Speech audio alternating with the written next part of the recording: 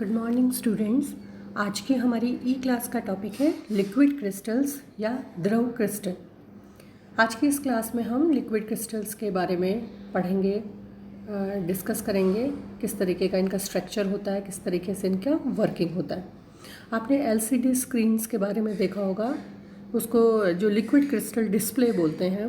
इसमें एक flat panel display technology होती है जो टीवी, कंप्यूटर के मॉनिटर्स में होता है, मोबाइल के स्क्रीन्स में, लैपटॉप, टैबलेट और स्मार्टफोन की जो स्क्रीन होती है वहाँ सब जगह हम लिक्विड क्रिस्टल डिस्प्ले स्क्रीन को यूज़ करते हैं। तो लिक्विड क्रिस्टल्स क्या होते हैं इसके बारे में हम इस ई क्लास में पढ़ेंगे। जब हम सॉलिड्स को गर्म करते हैं तो कुछ सॉलिड ऐसे होते हैं जो एक निश्चित ताप पर पिघलकर पहले एक टर्बिड लिक्विड बनाते हैं। टर्बिड लिक्विड मतलब अपारदर्शी द्रव बनाते हैं। फिर जब हम इस अपारदर्शी द्रव को और अधिक गर्म करते हैं तो एक निश्चित टेम्परेचर पे आकर के वह स्वच्छ द्रव और बिल्कुल पारदर्शी या क्लियर लिक्विड में परिवर्तित हो जाता है। ठोस ये जो द्रव होता है इसके कुछ गुणधर्म क्रिस्टलीय सॉलिड्स के समान होते हैं। ये क्रिस्टलीय सॉलिड्स के समान ही विषमदैशिक होते हैं, एनाइसोट्रॉपिक होते हैं। एनाइसोट्रॉपिक वर्ड अपन ने पढ़ा हुआ है, इसका क्या मतलब होता है? इसका मतलब होता है दिशा परिवर्तन से इनके भौतिक गुण भी परिवर्तित हो जाते हैं। क्रिस्टल ठोसों के साथ साथ ये जो टर्बिड द्रव है इसकी समानता के कारण ही हम इस द्रव को लिक्विड क्रिस्टल कहते हैं। अब लिक्विड क्रिस्टल्स के बारे में सबसे पहले जो स्टडी हुई वो हुई 1888 में। ऑस्ट्रेलियन बॉटनिस्ट फेडरिक रेंटीजर ने इस लिक्विड क्रिस्टल्स को डिस्कवर किया था। इसके बाद में जो ऑटो लेमन है उन्होंने इस क्लाउडी लिक्विड का नाम दिया। क्लाउडी मतलब जो अपारदर्शी द्रव था उसको उन्होंने एक न्यू स्टेट ऑफ मैटर बताया। न्यू स्टेट ऑफ मैटर मतलब द्रव की एक नई अवस्था, और उस नई अवस्था को हम क्या बोलते हैं? Liquid crystals. सबसे पहले till 1980 all the liquid crystalline substances that had been investigated naturally occurring, and it was the first synthetic liquid crystal is para-azoxyanisole, which was produced by the Gotterman and Ritschke. अब हम जानना शुरू करते हैं कि liquid crystals क्या होते हैं। Substance in its two quite different state of matter at the same time. अभी हमने जो पढ़ा था, हमने क्या पढ़ा था कि जब हम कुछ सॉलिड्स को गर्म करते हैं तो वो अपारदर्शी द्रव में बदलता है। ये जो अपारदर्शी द्रव होता है वो सॉलिड और लिक्विड दोनों के समान गुण धर्म प्रदर्शित करता है। The two most common state of matter are isotropic liquid phase and the crystalline solid phase. Liquid crystalline phases represent intermediate state and they are also called the mesophases. ये जो हमारा अपारदर्शी द्रव है, ये अपारदर्शी द्रव शुद्ध सॉलिड और शुद्ध लिक्विड के बीच की इस अवस्था है, इंटरमीडिएट स्टेट है, और बीच की अवस्था को हम क्या बोलते हैं? मीजोफेजेस.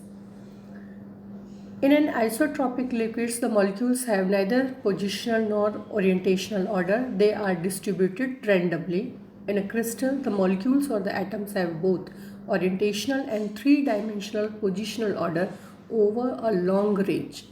हमने सॉलिड और लिक्विड्स का जब स्ट्रक्चर पढ़ा था तो हमने उसमें क्या पढ़ा था कि जो क्रिस्टल्स होते हैं वो बहुत ज़्यादा रेगुलर पैटर्न में होते हैं। जैसे हमने NaCl में पढ़ा था, Na positive and Cl minus. उनका ओरिएंटेशन 3 डायमेंशन मतलब 3 X, Y और Z तीनों डायरेक्शंस में लॉन्ग रेंज में बहुत ज़्यादा रेगुलर होता है। जो लिक्विड्स होते हैं उनमें डिसऑर्डर पाया जाता है, अव्यवस्था पाई जाती है, लेकिन जो हमारे लिक्विड क्रिस्टल्स हैं वो इन दोनों के बीच की अवस्था है।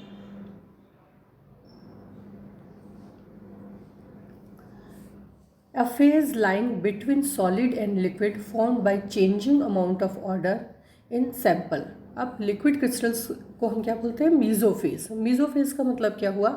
मीजोफेज का मतलब हुआ सॉलिड और लिक्विड के बीच की अवस्था.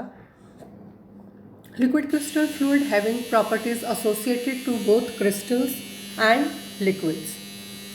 जो लिक्विड क्रिस्टल्स होते हैं, देखिए हम यहाँ पे स्ट्रक्चर में देखते हैं, ये हमारी क्रिस्टलाइन स्टेट है। अब आप इस क्रिस्टलाइन स्टेट में देखेंगे, हमने अभी क्या पढ़ा था कि इनका ओरिएंटेशन, इनका विन्यास बिल्कुल रेगुलर होता है। जबकि लिक्विड्स के अंदर डिसऑर्डर पाया जाता है। और ये जो लिक्विड क्रिस्टल है ये इन दोनों के बीच की अवस्था है।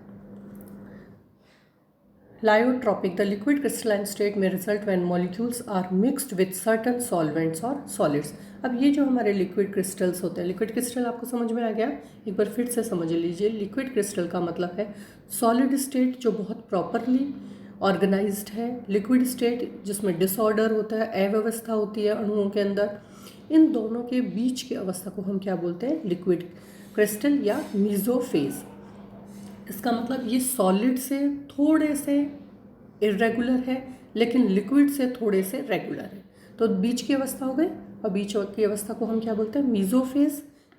तो इस मीजोफेज को हम क्या बोलते हैं? Liquid crystals. अब ये लिक्विड क्रिस्टल हमारे पास दो तरीके के होते हैं, lyotropic and thermotropic. Lyotropic crystals का क्या मतलब होता है? लायोट्रॉपिक क्रिस्टल का मतलब है लिक्विड क्रिस्टलाइन स्टेट में result when the molecules are mixed with certain solvents और सर्टेन सॉलिड्स। लायोट्रॉपिक स्टेट के अंदर जो हमारे पास मॉलिक्यूल्स हैं उनको हम या तो किसी विलायक में घोलते हैं या फिर हम उनको किसी सॉलिड के साथ मिक्स करते हैं, और इससे जो हमारा लिक्विड क्रिस्टल बनता है उस लिक्विड क्रिस्टल को हम लायोट्रॉपिक कहते हैं। दूसरी तरीके के लिक्विड क्रिस्टल्स कौन से होते हैं? They are thermotropic. The liquid crystalline state में result when the compound is heated. जब हम किसी कंपाउंड को हीट करते हैं तो हमें वो कंपाउंड किस में चेंज हो जाता है? लिक्विड क्रिस्टल में चेंज हो जाता है। तो लिक्विड क्रिस्टल बनाने के दो तरीके हुए हमारे पास, या तो हम उसको किसी सॉल्वेंट या विलायक में डिज़ोल्व करें, किसी सॉलिड के साथ उसको मिक्स करके बनाएं, या फिर हम उसको गर्म करें और गर्म करके हम उसको किस में चेंज कर दें? Liquid crystals. तो लिक्विड क्रिस्टल क्या हुए? लिक्विड क्रिस्टल सॉलिड और लिक्विड दोनों के बीच की अवस्था है। इस लिक्विड क्रिस्टल को हम दो तरह से बना सकते हैं, लायोट्रॉपिक विधि से और थर्मोट्रॉपिक विधि से। अब लिक्विड क्रिस्टल्स किस तरीके के होते हैं? हमने बताया था कि जो पोजिशनल डिसऑर्डर होते हैं, ओरिएंटेशनल डिसऑर्डर होते हैं और बॉन्ड ओरिएंटेशनल ऑर्डर्स होते हैं। सॉलिड का मतलब क्या होता है? सॉलिड का मतलब हमने पढ़ा है कि स्टेट बिल्कुल रेगुलर स्टेट में होंगे, और उस रेगुलर स्टेट से अगर थोड़ी भी अव्यवस्था होती है तो पदार्थ किस में चेंज हो जाता है? लिक्विड्स में चेंज हो जाता है। और उससे भी ज़्यादा अव्यवस्था अगर हुई तो फिर वो गैसियस फेज या गैसीय अवस्था में चेंज हो जाएगी। Like crystalline solids, LCs are anisotropic in nature. LC हम किसके लिए यूज़ कर रहे हैं वर्ड? फॉर लिक्विड क्रिस्टल या द्रव क्रिस्टल्स के बारे में। क्रिस्टलाइन स्टेट की तरह ये एनआइसोट्रॉपिक होते हैं। एनआइसोट्रॉपिक विषमदर्शिक। विषमदर्शिक शब्द का मतलब अपन ने क्या पढ़ा था कि जैसे ही हम दिशा परिवर्तन करेंगे उनके भौतिक गुण भी परिवर्तित हो जाते हैं। With change in temperature the orientation of molecules changes. अब देखिए ये हमारा क्रिस्टलाइन स्टेट है, इसको जब हमने गर्म किया तो ये किस में चेंज हुआ? पहले ये एक अपारदर्शी द्रव अवस्था में आया। इस अपारदर्शी या टर्बिड लिक्विड को जब हमने और ज़्यादा गर्म किया तो फिर ये किस में चेंज हो गया? लिक्विड स्टेट में चेंज हो गया। ये जो बीच की अवस्था है इसको हम क्या बोलते हैं? Liquid crystal.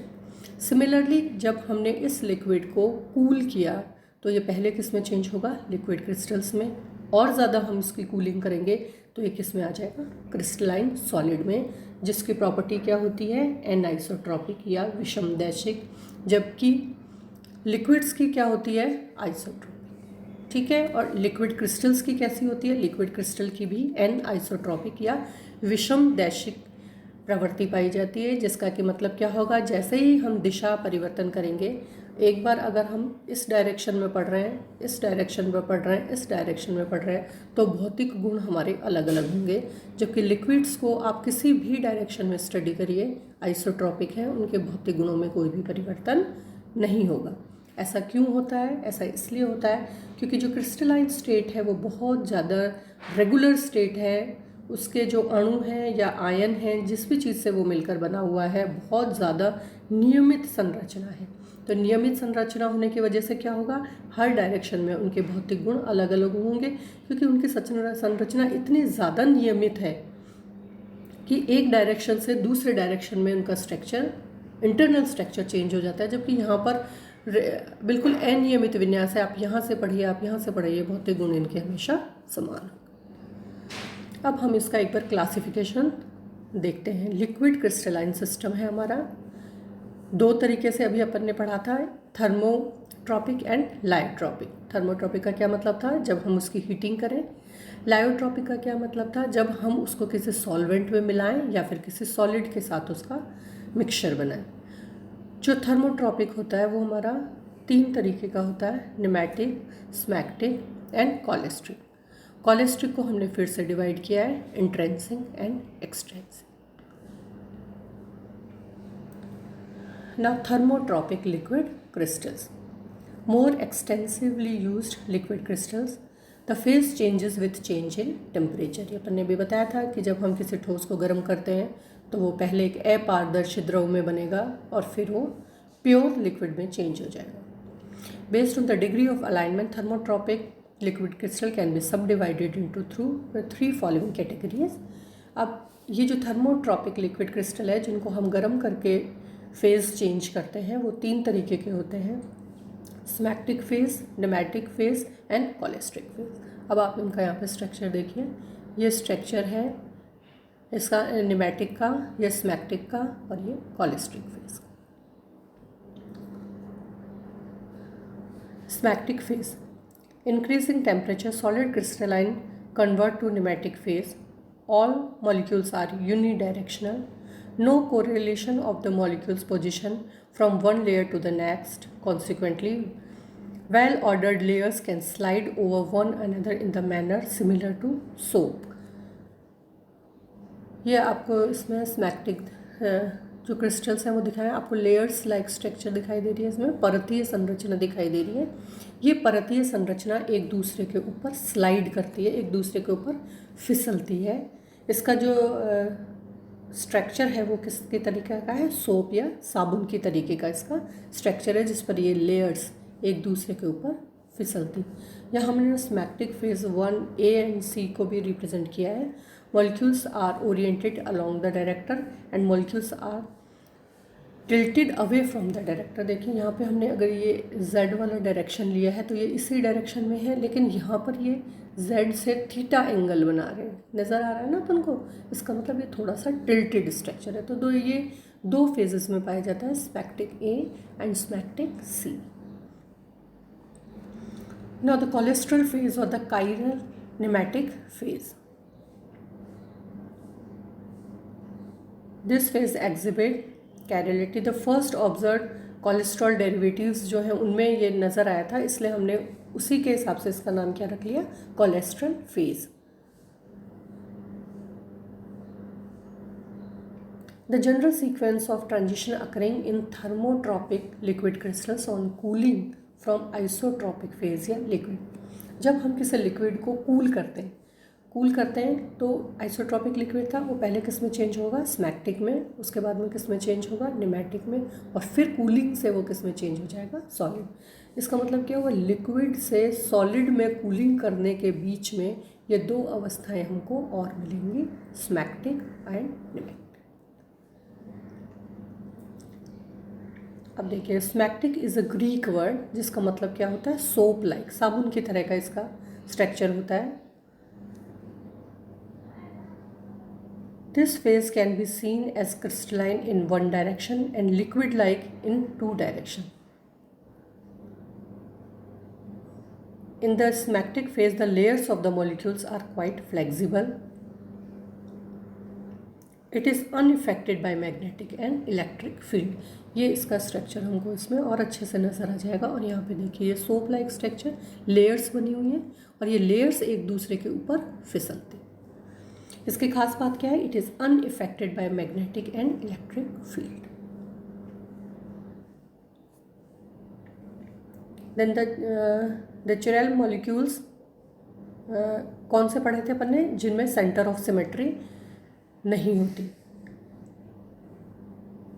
Important character of the cholesteric mesophases speech, the application of class of chiral pneumatic liquid crystal which are less temperature sensitive is to create materials such as clothing, ink, dolls और paints। अब ये इनके uses हैं कि ये हमको कहाँ कहाँ पर काम में आते हैं। अब बीएससी के एग्ज़ाम के साथ साथ जब आप अपने जनरल साइंस के क्वेश्चन पेपर अटैम्प्ट करेंगे किसी भी कॉम्पिटिटिव एग्ज़ाम्स के लिए, तो उसमें ये सारे क्वेश्चंस आपसे पूछे जाएंगे कि ये जो आपको स्ट्रक्चर दिया हुआ है, ये जो केमिकल आपको दिया हुआ है, ये किस काम आता है, इसका फेज़ क्या है, इनमें से कौन सा लिक्विड क्रिस्टल है, ये सारे इस तरीके के क्वेश्चंस आपसे वहाँ पे पूछे जाएंगे।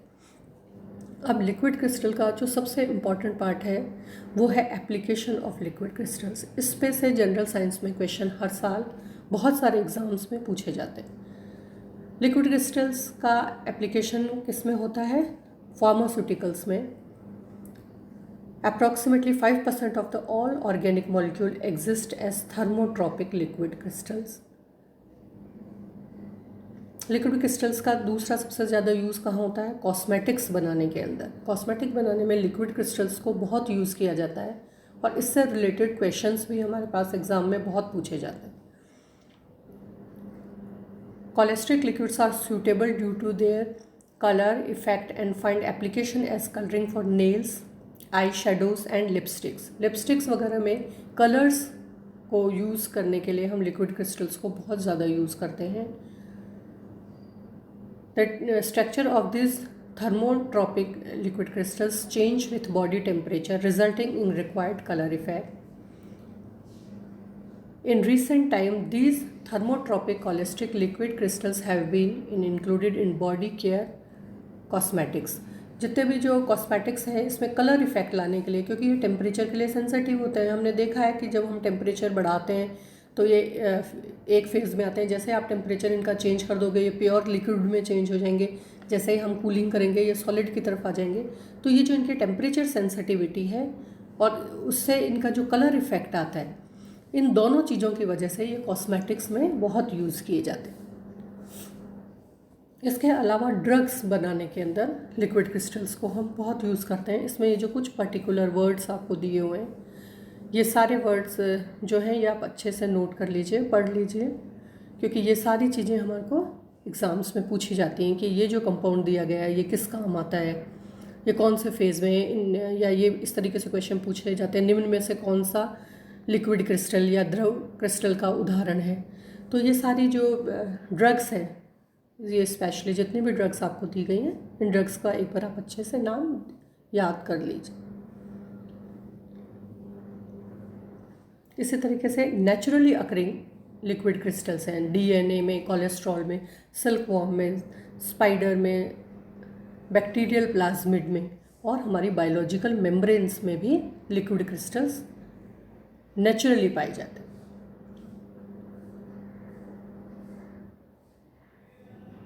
अब इनके मेडिसिनल यूजेस भी बहुत ज़्यादा है। The cholesteric liquid crystal mixture have been suggested to measure the body's skin temperature, help in location and inflammation and warmer area will outlined by the color pattern।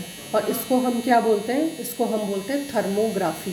Thermography पे भी question बहुत पूछा जाता है। थर्मोग्राफी का मतलब क्या है कि बॉडी का टेम्परेचर हम यूज़ करते हैं, बॉडी टेम्परेचर यूज़ करते हैं with the help of liquid crystals. क्योंकि लिक्विड क्रिस्टल्स की जो बहुत बड़ी क्वालिटी है वो हमने क्या पढ़ी हुई है? लिक्विड क्रिस्टल्स की बहुत बड़ी क्वालिटी ये है कि टेम्परेचर के साथ ये कलर चेंज करते हैं। तो कलर चेंज करने से हमें इस बात का पता चल जाता है कि बॉडी का कौन सा वाला जो पार्ट है हमारा वो ज़्यादा वार्मर है, ज़्यादा गर्म है, और उससे हम इस बात का पता लगाते हैं कि बॉडी में किस जगह पे ट्यूमर हो सकता है। तो कैंसर डिटेक्शन के लिए थर्मोग्राफी बहुत ज़्यादा यूज़ की जाती है और उसमें हम किस चीज़ को यूज़ करते हैं? लिक्विड क्रिस्टल को। इसी तरीके से गायनेकोलॉजी में लिक्विड क्रिस्टल को यूज़ करते हैं to locate placenta, thus avoiding the need of x-ray. अब हमको पता है कि एक्सरे से बॉडी में नुकसान होता है, तो एक्सरे की जगह आजकल हम किसको यूज़ करने लग गए हैं? लिक्विड क्रिस्टल्स को।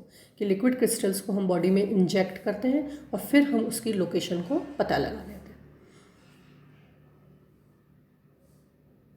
इसी तरीके से most of the liquid crystals are used to protect the sensitive substances like vitamins, antioxidants, oil etcetera. तो मेडिकल यूजेस भी इसके बहुत ज़्यादा हैं लिक्विड क्रिस्टल के।